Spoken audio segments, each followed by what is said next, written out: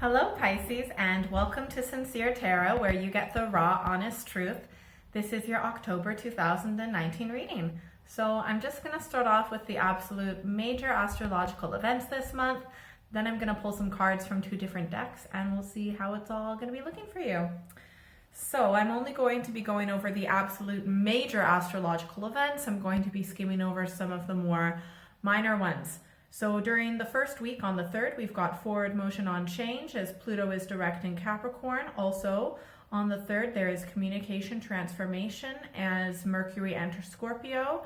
And on the 4th, there is a relationship drive as Mars enters Libra. End of the first week, start of the second week on the 8th, love gets saucy as Venus enters Scorpio. And then at the end of the second week or the start of the 3rd, we've got on the 13th, closing up Fury chapters as the Sun is sextile in Jupiter and there is a full moon in Aries. During the 3rd week, on the 23rd, there is a spotlight on secrets and change as the Sun enters Scorpio. And on the final week of the month, on the 27th, there are intense new beginnings as Mars is square in Saturn and there is a new moon in Scorpio. Finally, the only major retrograde of the month is on the 31st.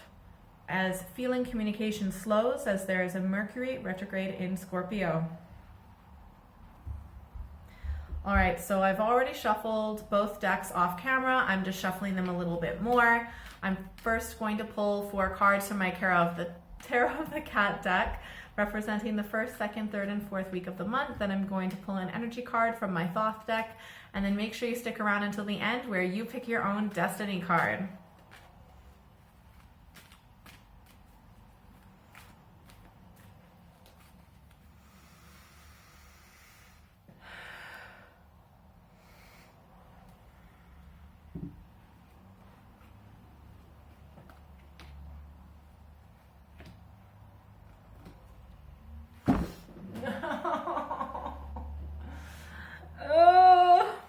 Everything starts out well.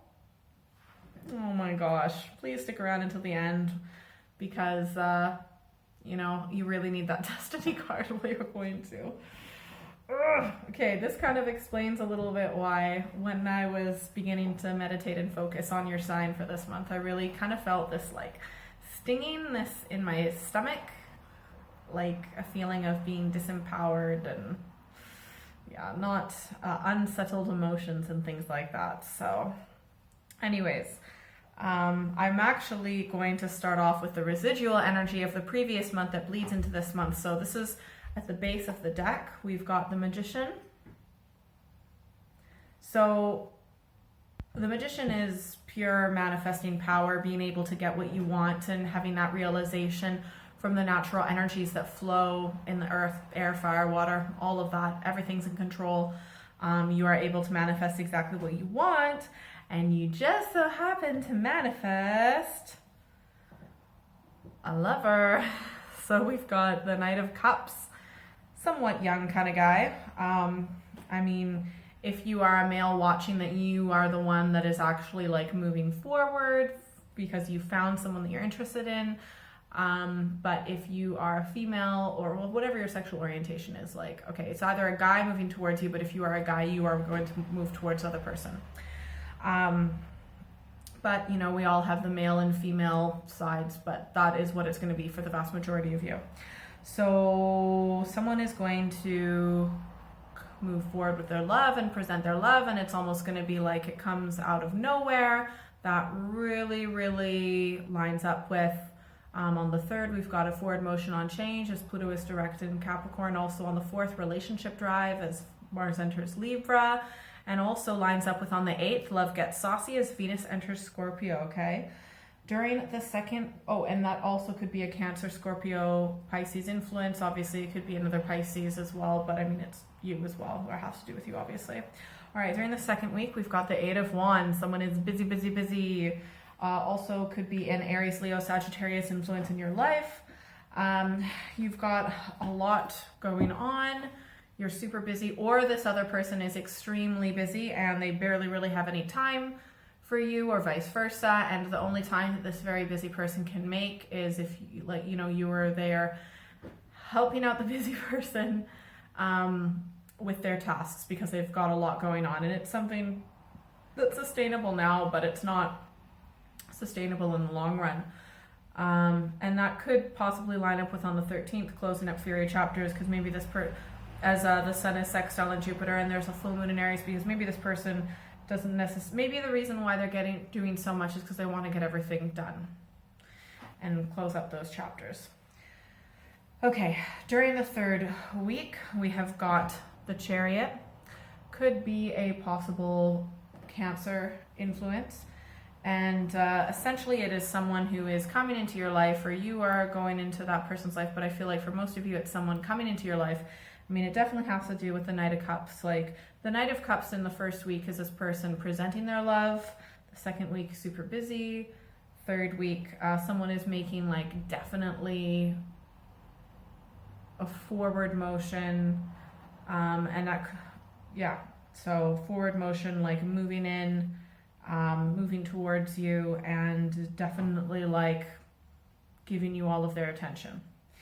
However, fourth week, things don't really pan out how you want. We've got the Tower. I'm really sorry, but it happens. Please stick around for your Destiny card, okay? Things fall apart. I mean, look, you had this amazing Magician manifesting energy in the previous month, and it's amazing that you can manifest these types of things in your life. But sometimes things need to fall apart to actually get you quicker to where you want to be.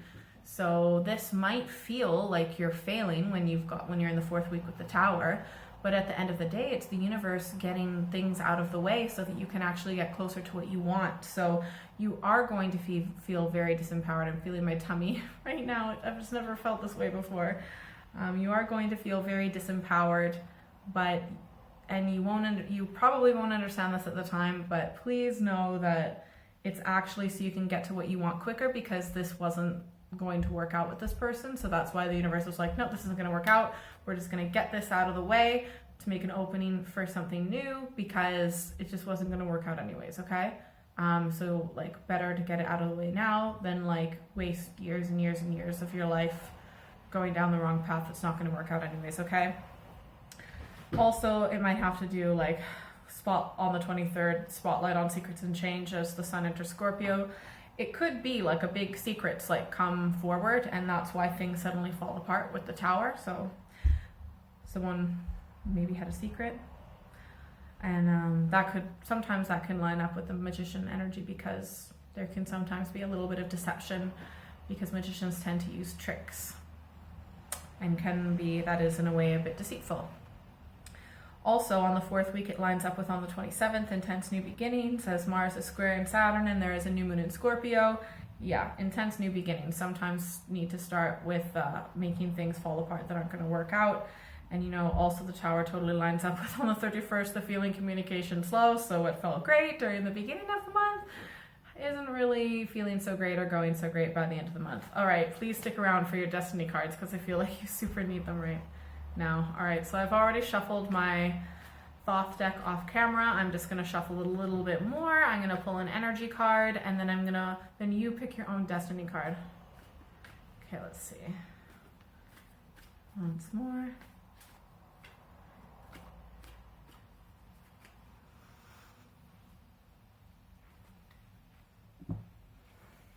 Wow, this is really interesting. You are just strong as hell, aren't you? Got the Empress card, so could be a feminine, female Aries influence in your life, but essentially you're just going to hold your shit together. You're a very powerful person, and I don't know why I'm getting this, but your strength is in your silence, your strength is in your just being still, and your strength is in just your knowing. You don't have to go out and prove anything. Your strength is just being comfortable and competent with where you are, and understanding the duality of nature. All right, pick your energy card.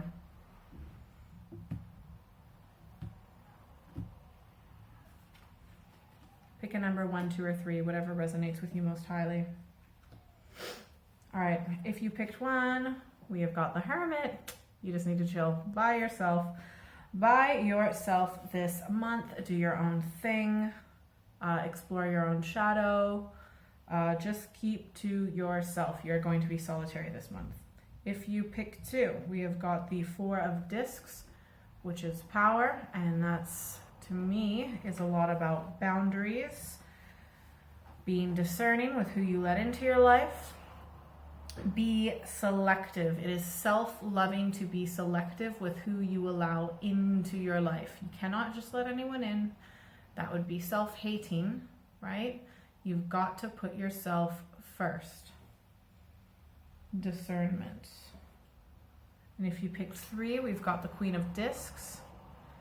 You've got, could also possibly be a Taurus, Virgo, Capricorn influence, but you are just really feeling a lot more grounded. You are going to be feeling like you kind of know, it could be a combination of like knowing your place on this earth, but also like thinking about where you want to go next. You might be moving, you might be making some big changes, you might be thinking about like traveling, but you also might be deciding to keep your feet on the ground, and you are very self-assured, you are very self-sufficient, you're very good at thinking on your feet. And you will get your confidence back. You pretty much will already have your feet back on the ground like very, very, very soon, okay? So I hope that was helpful. Please like, share, and subscribe. Hit that notification bell so you never miss a video. And please comment below. Tell me what's going on. Tell me about this person. Please, I'm so curious, and I love reading your comments so much. They really do mean a lot.